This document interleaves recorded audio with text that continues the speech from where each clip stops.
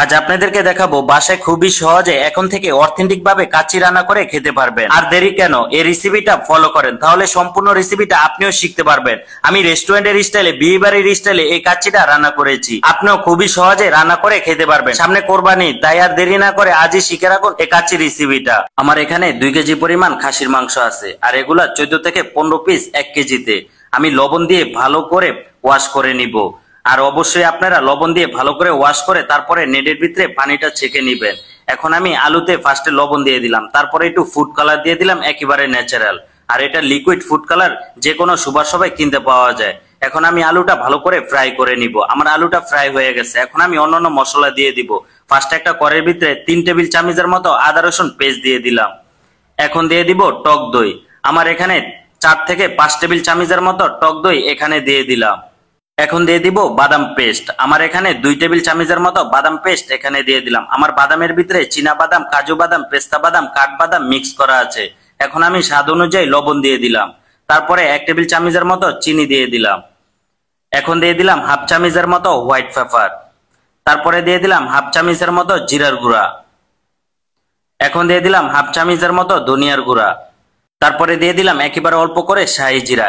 এখন দিয়ে দিলাম স্পেশাল শাহি গরম মশলা। আর এই স্পেশাল শাহি গরম মশলাটা এটা কিন্তু আমাদের নিজস্ব একটা ব্র্যান্ড। আপনারা চাইলে এই মশলা দিয়ে সবকিছু রান্না করে খেতে পারবেন। এখন আমি এখান থেকে 2 টেবিল চামচের মতো মশলা এখানে দিয়ে দিলাম। তার জন্য আমি জিরা ধনিয়া একেবারে কম দিয়েছি। আপনারা চাইলে এই মশলা নিতে চাইলে আমাদের শেফ কিচেন বিডি পেজে যোগাযোগ করতে পারেন। এখন আমি দিয়ে দিলাম টমেটো সস। আমি প্রায় 2 থেকে 3 টেবিল চামচের মতো টমেটো সস দিয়ে দিলাম। তারপরে দিয়ে দিলাম 2 চামচের মতো ঘি।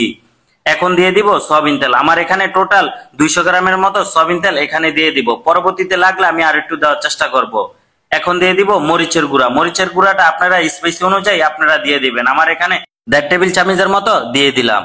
তারপরে দিয়ে দিব আস্তা মশলা। আমার এখানে ফার্স্টে দারচিনি দিয়ে দিলাম, তারপরে অল্প একটু লং দিয়ে দিলাম, তারপরে দিয়ে দিলাম এলাচ। এখন দিয়ে দিব তেজপাতা, তারপরে দিয়ে দিলাম বড় এলাচ। আর এই মশলাগুলো একেবারে অল্প অল্প করে দেওয়ার চেষ্টা করবেন। আমি কিন্তু যে শাহি গরম মশলাটা ব্যবহার করেছি, এই মশলাটার ভিতরে অনেক কিছু দেওয়া আছে, প্রায় 22টা আইটেমের উপরে দেওয়া আছে। এখন আমি পেঁয়াজ বেরেস্তা দিয়ে দিলাম। আমি কিন্তু মশলাটা ভালো করে মিক্স করে নিয়েছি। এখন আমি খাসির মাংসটা এখানে দিয়ে দিলাম। আমি খাসির মাংসটা ধুয়ে পানিটা কিন্তু ভালো করে ঝরিয়ে নিয়েছি। এখন আমি মশলা দিয়ে ভালো করে মিক্স করে নিব। তারপরে অল্প একটু কেওড়া জল দিয়ে দিলাম, যাতে সুন্দর একটা ফ্লেভার চলে আসে। এখন দিয়ে দিলাম যে পেঁপের যে বাকলাটা থাকে, এই বাকলাটা আপনারা ব্লেন্ডার করে নেবেন, তাহলে মাংসটা একেবারে নরম হয়ে যাবে। এখন আমি আর একটু সয়াবিন তেল দিয়ে দিলাম। আমার এখানে প্রায় 2 চামচের মতো পেঁপের বাকলা দিয়ে দিলাম। দেওয়ার পরে মাংসটা ভালো করে মিক্স করে নিয়েছি কিন্তু। এখন আমি উপরে দিয়ে আলু দিয়ে দিলাম, তারপরে কিশমিশ দিয়ে দিলাম। এখন দিয়ে দিলাম কাঁচামরিচ।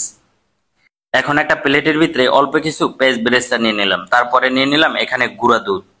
আর এই মিশ্রণটা অবশ্যই আপনারা তৈরি করে নেবেন। এখন দিয়ে দিলাম কিশমিশ, তারপরে দিয়ে দিব আলু বাকরা। তারপরে খুবই ভালো করে মিক্স করে নিব। অবশ্যই কাচ্চিতে এই আইটেমটা দিতে হবে। এটার সাথে কিন্তু মাওয়া যায়। আমার এখানে মাওয়া নাই, তাই আমি দিতে পারি না। এখন আমি ওই মিশ্রণটা উপরে দিয়ে দিলাম। দেখেন, আমি কিন্তু আলু দেওয়ার পরে এই মিশ্রণটা দিয়েছি। এখন একটা কড়াইয়ের ভিতরে প্রায় 3 থেকে 4 টেবিল চামচের মতো গুঁড়া দুধ নিয়ে নিলাম। তারপরে এখানে স্বাদ অনুযায়ী লবণ দিয়ে দিলাম। এখন দিয়ে দিলাম ঘি। আপনারা চাইলে এখানে অল্প একটু কেওড়া জলও দিতে পারেন। আমার এখানে প্রায় 1.5 লিটারের মতো পানির ভিতরে আমি গুঁড়া দুধটা দিয়েছি। এখন আমি উপরে দিয়ে ভালো করে দিয়ে দিব। দেখেন, আলুর উপরে কিন্তু আমি দুধটা ভালো করে দিয়ে দিলাম, যাতে করে আমার মাংসটা সিদ্ধ হয়ে যায়, এই জন্য এটা দেওয়া। এখন আমি রাইসটা বয়েল দিয়ে দিব। ফার্স্টে এখানে শাহি জিরা দিয়ে দিলাম, তেজপাতা দিয়ে দিলাম, দারচিনি দিয়ে দিলাম, এলাচ দিয়ে দিলাম, বড় এলাচ দিয়ে দিলাম। আর এই মশলাগুলো একেবারে অল্প অল্প করে দেওয়ার চেষ্টা করবেন। আস্তা মশলা, যাতে সবকিছুর ভিতরে মশলা আছে, আপনারা ওই মশলাটা কম কম দেওয়ার চেষ্টা করবেন। তারপরে দিয়ে দিলাম স্বাদ অনুযায়ী লবণ। এখন দিয়ে দিব বাসমতি চাল। আমার চালটা প্রায় 1.5 থেকে 2 ঘন্টার মতো ভিজিয়ে রেখেছিলাম। আপনারা চালটা ধোয়ার পরে ভালো করে ভিজিয়ে রাখবেন। আর চালটা অবশ্যই 60 থেকে 70% সিদ্ধ করে নেবেন। আমি কিন্তু এই চালের ভিতরে অল্প একটু কেওড়া জল দিয়েছিলাম। আর লবণটা পরিমাণটা কিভাবে রাখবেন, আপনারা পানিটা যখন একটু নুনতা নুনতা দেখবেন, তখনই মনে করবেন যে লবণটা একেবারে পারফেক্ট। আমার এখানে 60 থেকে 70% চালটা আমি সিদ্ধ করে নিয়েছি। তারপরে মাংসের উপরে দিয়ে দিলাম। আর মাংসটা সম্পূর্ণ কিন্তু কাঁচা ম্যারিনেশন করা। এখন আমি উপরে দিয়ে পেঁয়াজ বেরেস্তার যে মিশ্রণটা তৈরি করেছি, এটা দেওয়ার পরে এখন আমি দুধ দিয়ে দিলাম। আর অবশ্যই আপনারা দুধটা দিবেন। তারপরে দিয়ে দিলাম ঘি। ঘিটা অবশ্যই আপনারা একটু ভাড়ায় দেওয়ার চেষ্টা করবেন কাচ্চিতে।